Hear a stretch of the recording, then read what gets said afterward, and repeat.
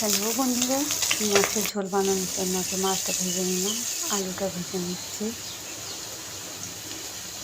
আলু আর মাছ ভাজা তুলে রাখলাম। এবার এই আলু ভাজা কড়াইতেই যে তেলটা আছে সেই তেলে আমি জিরে ফোড়ন দিলাম। জিরে ফোড়নটা ভালো করে জিরেটা একটু ভেজে নিলাম। নেওয়ার পরে এর মধ্যে দিয়ে দিচ্ছি পেঁয়াজ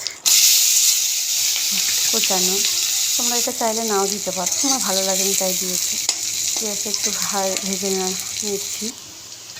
পেঁয়াজটা ভাজা হয়ে গেলে এতে দিয়ে দেবো জিরে, আদা, লঙ্কা, পরিমাণ মতো নুন ও টমেটো দিয়ে ভালো করে কষিয়ে নেব।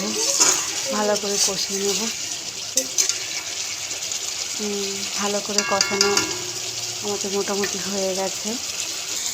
এরপরে আমরা এর মধ্যে দিয়ে দেবো ভেজে রাখা আলুগুলো দিয়ে আমরা আর একবার কষিয়ে নেব। একটু ভালো করে কষিয়ে নেব।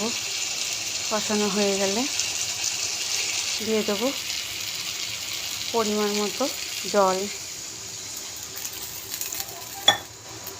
জলটা দিয়ে আলুটা একটু সিদ্ধর জন্য অপেক্ষা করব। ঝোলটা ফুটুক। ঝোলটা আমাদের ফুটে গেছে, আমাদের আলুটা সেদ্ধ হয়ে গেছে। মাছটা দিয়ে দিলাম। মাছটা দিয়ে একটু ফুটিয়ে তারপর আমরা এটা নামিয়ে নেব।